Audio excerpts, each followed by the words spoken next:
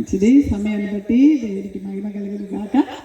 అనుకున్న రీతిగా ఈ యొక్క మీటింగ్స్లో పాల్పంచుకోవడానికి దేవుడు తన కృపను అనుగ్రహించి ఉన్నారు. ఒరిగడి ప్రాంతంలో సేనుకొండ ప్రార్థన మందిర సంఘ కాపర్ల మధ్యలో ముఖ్యంగా ఆ సంఘాన్ని ప్రాంతంలో స్థాపించడానికి దేవుడు తన కృపను అనుగ్రహించి ఉన్నారు. కుమారుడు రఫాయేల్ పాస్టర్ గారు రఫాయేల్ గారు రాణమ్మ గారి ప్రాంతంలో ఒరిగడి ప్రాంతంలో పరిచయం చేస్తున్నారు. మీకు చాలామందికి తెలిసి ఉన్నది. మందిరంలో ఒక కుమార్తె యొక్క వివాహాన్ని బట్టి ఈరోజు ప్రధాన కార్యక్రమం పసుపు కార్యక్రమం అన్నిటికీ తప్పనిసరిగా ఉండాలనే ఆహ్వానం పలికిన కారణాన్ని బట్టి మేము మధ్యాహ్న కాల సమయం ఉదయకాలమే ఈ యొక్క ప్రాంతానికి రావడానికి దేవుడు తన కృపను అనుగ్రహించారు. అంతేకాదు ఆ కార్యక్రమానికి పాస్టర్ గారు అబ్రాబాయి గారు అక్కడికి రావడం జరిగింది. అయితే తప్పక రావాలమ్మా అయ్యా మీరందరూ మీటింగ్స్ ఏర్పాటు చేయబడింది, తప్పక రావాలి అనే కారణాన్ని బట్టి ఈ సాయంకాల వేళ అక్కడ ప్రధాన కార్యక్రమాలు ముగించుకొని ఆలస్యమైన పర్వాలేదు అయ్యగారు చెప్పారు కదా ఖచ్చితంగా వెళ్ళాలన్నట్టుగా రావడం జరిగింది. ఇంతవరకు చక్కటి దైవ వర్తమానం దైవ సేవకుల ద్వారా మనం విన్నాం. దేవుడు మనల్ని జ్ఞాపకం చేసుకునే దేవుడు, ఖచ్చితంగా మన పక్షంలో గొప్ప కార్యాలు జరిగించే దేవుడు అని చెప్పడానికి ఏ విధమైన సందేహం లేదు. సమయాన్ని ఇచ్చిన దైవజనుడైన అబ్రహాం అయ్య గారిని బట్టి దేవుడికి మహిమ కలుగును గాక. వారికి నిండు వందనాలు తెలియజేస్తున్నాను. వేదికను అలంకరించిన ప్రతి ఒక్క దైవ సేవకులు, ముఖ్యంగా పీటర్ అయ్య గారికి నిండు వందనాలు తెలియజేస్తా ఉన్నాను. నిజంగా చాలా సంవత్సరాల పరిచయం వారితో మాకు అనేకమైన కార్యక్రమంలో ఒరిగడి ప్రాంత పరిచర్యలో అనేకమైన వారు ఒక కార్యక్రమంలో వారు మాకు సపోర్ట్గా ఉన్నారు. దాన్ని బట్టి దేవునికి మహిమ కలుగును గాక. అంత మాత్రమే కాదు, కూడి వచ్చిన మీ అందరికీ కూడా ప్రభు పేరిట నిండు వందనాలు తెలియజేస్తా ఉన్నాను. దేవుడు మిమ్మల్ని బహుగా దీవించును గాక. ఒక్క 2 మాటలు మాత్రం మీ మధ్యలో పంచుకొని వాక్య భాగాన్ని ముగిస్తాం. చూడండి, ఆదికాండం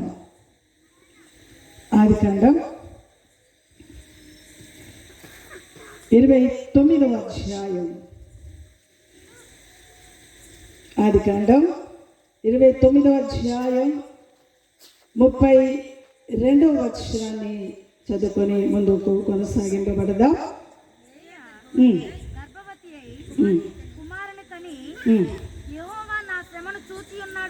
యెహోవా నా శ్రమను చూచి ఉన్నాడు గనుక నా పెనిమిటి నన్ను ప్రేమించును గదా అనుకొని అతనికి రూబేను అని పేరు పెట్టెను. సర్వశక్తిమంతుడైన దేవా, పరిశుద్ధుడైన తండ్రి, నీ ఘనమైన ఉన్నతమైన పరిశుద్ధమైన నామాన్ని బట్టి నీకు స్తోత్రాలు వందనాలు చెల్లిస్తున్నాం నాయన. చదవబడిన లేఖన భాగంలో నుంచి సూటిగా తేటగా మీరు మాతో మాట్లాడండి స్వామి. కొన్ని నిమిషాలు నీ లేఖన భాగాన్ని ధ్యానిస్తుండగా నాతో మాట్లాడండి స్వామి. నన్ను మమ్మల్ని బలపరచండి, ఆశీర్వదించి వాక్యం వెల్లడేవుచుండగా ప్రతి మాట నిప్పు కణములుగా 10 గుండెల్లోకి చొచ్చుకొని వెళ్ళినట్లుగా క్రియారూపములో కార్యసిద్ధి జరుగునట్లుగా నీ కృప దయచేసి నడిపించి మహిమ తెచ్చుకోమని ప్రాణాత్మ శరీరం నీ చేతిలోకి సమర్పణ చేస్తూ యేసు నామాన్ని బట్టి వేడుకున్నాను తండ్రి. ఆమేన్ చెప్తాం అందరూ, ఆమేన్ చెప్తాం అందరు గట్టిగా ఆమేన్. దేవుడారా, చదవబడిన లేఖన భాగంలో లేయా చెప్తున్న మాట, యెహోవా నా శ్రమని చూచెను గనుక, యెహోవా నా శ్రమని చూచెను గనుక. ఈ కడవరి దినములలో క్రైస్తవులకే కాదు క్రైస్తవేతలకు కూడా అనేక రకాలైన శ్రమలు కనబడుచున్నట్లుగా చూస్తూ ఉన్నాం. కానీ ప్రతి శ్రమని చూచుచున్న దేవుడు నజరేయుడైన యేసు అని చెప్పడానికి ఏ విధమైన సందేహం లేదు.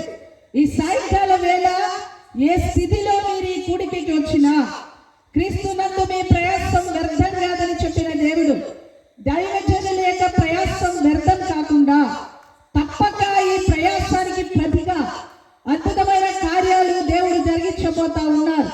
ఆ రోజు లేయా యొక్క శ్రమని చూసిన దేవుడు తప్పక నా దేవుడు నా శ్రమని చూచి ఉన్నాడు అని పలికిన ఆ కుమార్తె యొక్క ఆ యొక్క మాట ఈరోజు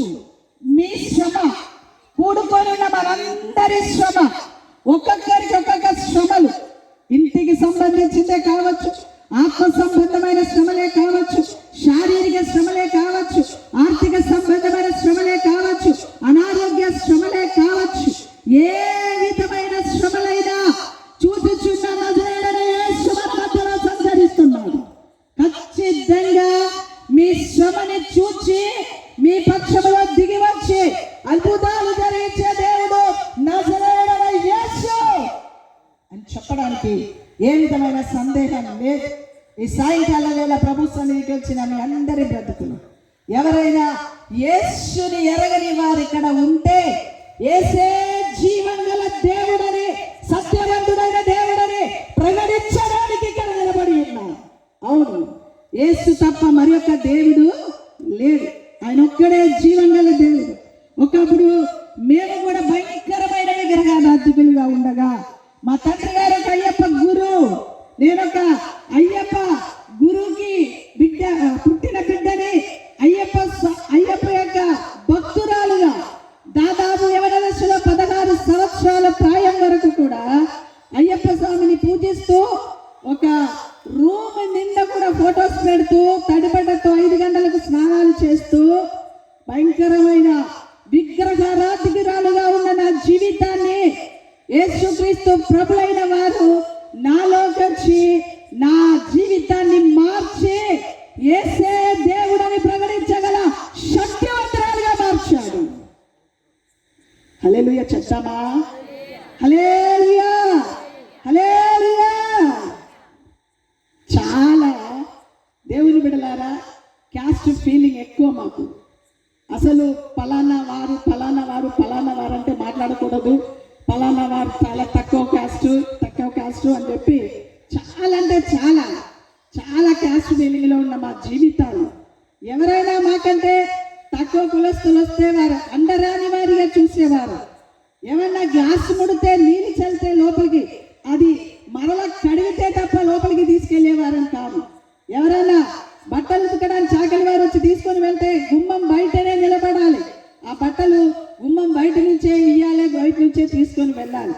అంత భయంకరమైన ఆ యొక్క కులకట్లతో బ్రతుకుతున్న మా బ్రతుకులలో 16 సంవత్సరాల ప్రాయములు యేసుక్రీస్తు ప్రభులైన వారు జీవంగల దేవుడు అని తెలుసుకొని క్రీస్తే దేవుడని ప్రకటించడానికి, శక్తివంతమైన దేవుని యొక్క మాటని ప్రకటించడానికి ప్రభు తన కృపను అనుగ్రహించారు.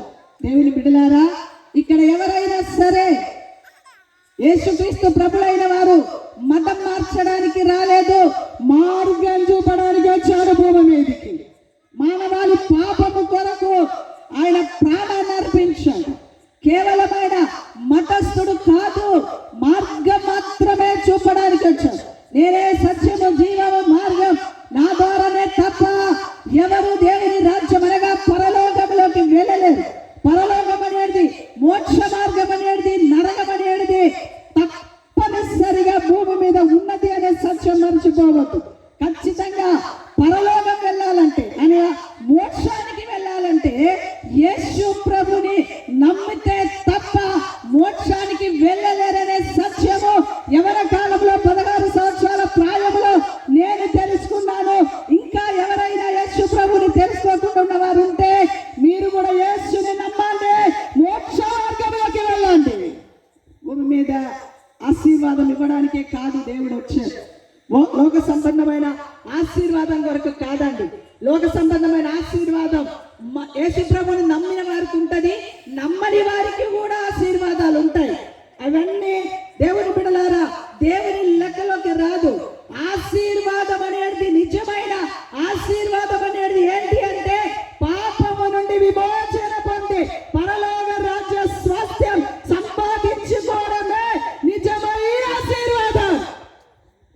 వాటి కొరకే యేసుక్రీస్తు ప్రభులైన వారు భూమి మీదకి వచ్చారు అనే సత్యాన్ని మానవాళి కొరకు తన ప్రాణమే త్యాగం చేశారు. ఆఖరి బొట్టు వరకు తన ప్రాణమును త్యాగం చేసి ఒక్క చుక్క రక్తము కూడా మిగిల్చుకోకుండా తన్ను తాను తనదంటూ తనకి ఏమీ దాచిపెట్టుకోకుండా పరిపూర్ణంగా తన ప్రాణమును, పరిశుద్ధమైన రక్తం కారిస్తేనే తప్ప, పవిత్రమైన రక్తము భూమి మీద చిందిస్తేనే తప్ప యేసుక్రీస్తు ప్రభులైన వారు పరము నుండి భూమి మీదకి దిగి వచ్చాడు. ఆయన మనలాగే భూమి మీద బ్రతికాడు. 33.5 సంవత్సరాలు భూమి మీద బ్రతికాడు.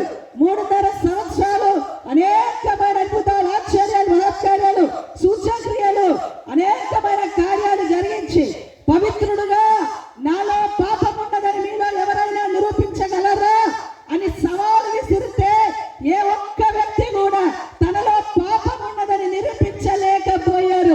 అంత గొప్ప పరిశుద్ధుడైన దేవుడు నజరేయుడైన యేసు. ఆ యేసుని ప్రకటించడానికే దైవ సేవకులందరూ ఇక్కడ కూర్చొని ఉన్నారు. దేవుని బిడ్డలారా, యేసు అంటే మార్గం, యేసు అంటే రక్షకుడు, యేసు అంటే సత్యం, యేసు అంటే ప్రేమమయుడు. అందరూ ద్వేషిస్తున్న వారిని ప్రేమించడానికి యేసు ప్రభు భూమి మీదకి వచ్చాడు. అందుకే అన్నాడు నా శ్రమని, అందుకే అన్నది నా శ్రమని నా దేవుడు చూచాడు, నా శ్రమని నా దేవుడు చూచాడు. ఈ లోకములో శ్రమలను చూసి పారిపోయేవారు ఉన్నారు. శ్రమను ఎవరైనా శ్రమ పడితే పట్టించుకోకుండా తిరిగేవారు ఉన్నారు భూమి మీద. ఎవరైనా శ్రమ పడితే వారిని ఎంత మాత్రం పలకరియకుండా ఉండేవారు భూమి మీద ఉన్నారు. అయితే నేను ప్రకటిస్తున్న యేసు ఏ వ్యక్తి శ్రమలో ఉన్నారో ఆ వ్యక్తుల దగ్గరకు వచ్చి పలకరించి వారిని పైకి లేపి ఆశీర్వదించి ఆయనతో కూడా కూర్చున్నదంటే దేవుడే నజరేయుడైన యేసు. అవును, ఈ రాత్రికాల సమయంలో ఇంకా ఆ యేసు ప్రేమ తెలియని వారు ఎవరైనా ఉంటే, ఒకప్పుడు నాకు తెలియదు, మా నాన్న యేసు ప్రభుని నమ్ముకున్నందుకు నువ్వు నా దృష్టిలో చచ్చిపోయావు, మన కులమేంటి మనమేంటి, కొబ్బరి తోటలో తీసుకెళ్ళి నేను పాతి పెట్టేస్తా అని అన్నాడు మా నాన్న. చాలా ప్రేమించిన తండ్రిని యేసు ప్రభు ప్రేమ కొరకు తండ్రి ప్రేమని కూడా వదిలిపెట్టి యవ్వన దశలో 16 సంవత్సరాల ప్రాయంలో నా జీవితాన్ని నా తండ్రి చేతికి, యేసు ప్రభు చేతికి సమర్పణ చేసుకొని జీవితాన్ని త్యాగం చేసుకొని ప్రభు కొరకు బ్రతకగల కృపను దేవుడు అనుగ్రహించారు. ఏ తండ్రి నా ముఖం మీద ఉమ్మేసి నా దృష్టిలో చచ్చిపోయావని చెప్పాడు, అదే తండ్రి యేసే జీవం గల దేవుడని తిరిగి వచ్చి మోగరించి ప్రార్థన చేపించుకున్నాడు. చెప్పలేదు గట్టిగా గట్టిగా గట్టిగా. దేవుని బిడ్డలారా, ఈ రాత్రికాల సమయంలో యేసుక్రీస్తు ప్రభులైన వారు అందరికీ ఉపకారం, ఆయన అందరికీ మేలు చేసేది. ఆయనకి ఏ భేదం లేదు, ఎవరిని త్రోసివేసేవాడు కాదు. నా యొద్దకు వచ్చి వారు ఎంత మాత్రం త్రోసివేయనని చెప్పాడు. నా యొద్దకు వచ్చి వారికి అందరికి మేలు చేస్తానని చెప్పాడు. ఆయన మేలు చేయడానికే వచ్చాడు. ఆయనకి చేతగానిది 2. ఆయనకి యేసు ప్రభుకు చేతగానిది 2. నంబర్ 1 పాపం చేయడం ఆయనకి చేత కాదు. నంబర్ 2 కీడు చేయడం ఆయనకి చేత కాదు. మేలే చేసే దేవుడు. గొప్పని చెప్పాలి గట్టిగా. ఈ 2 కార్యాలు ఆయన చేస్తాడు. మేలు మేలు మేలు మేలు చేసే దేవుడు. పాపము నుండి ప్రజలని విమోచించడానికి యేసుక్రీస్తు ప్రభులైన వారు భూమి మీదకి వచ్చాడు. ఏం బిడ్డలారా, ఇంకా ఈ రాత్రికాల సమయంలో ఈ సభలో ఎవరైనా యేసు ప్రభు పలానా మతానికి సంబంధించిన వాడు, అమెరికా మతానికి సంబంధించిన వాడు అని ఎవరికైనా ఏ విధమైన ఆలోచనలు ఉంటే ఈ రాత్రే గుండెలో నుంచి హృదయంలో నుంచి తీసి పాడవేసి ఆయన కేవలం మార్గం చూపడానికి వచ్చిన దేవుడు, లోక రక్షకుడు, పాపులకు విమోచన కలుగ చేసి పరలోకానికి అనగా మోక్షానికి తీసుకొని వెళ్ళే దేవుడని మాత్రం నమ్మినట్టయితే నీ గుండె గుడలో నా దేవుడు నివాసం చేయబోతున్నాడు. అవును, ఈ రాత్రికాల సమయంలో యేసు ప్రభు జీవం కలిగింది. అందుకే శ్రమని చూచుచున్నా దేవుడు శ్రమను ఏం చేసేవాడండి? ఆమె శ్రమను ఏం చేశారండి? చూసిందా లేదా? చూడండి. అందుకే యోబు గ్రంథం 34వ అధ్యాయం ఒక మాట చెప్పి నేను ముగించేస్తాను. యోబు గ్రంథం 34వ అధ్యాయం 21వ వచనం. ఆయన దృష్టి ఎక్కడ ఉందంటే మానవుని యొక్క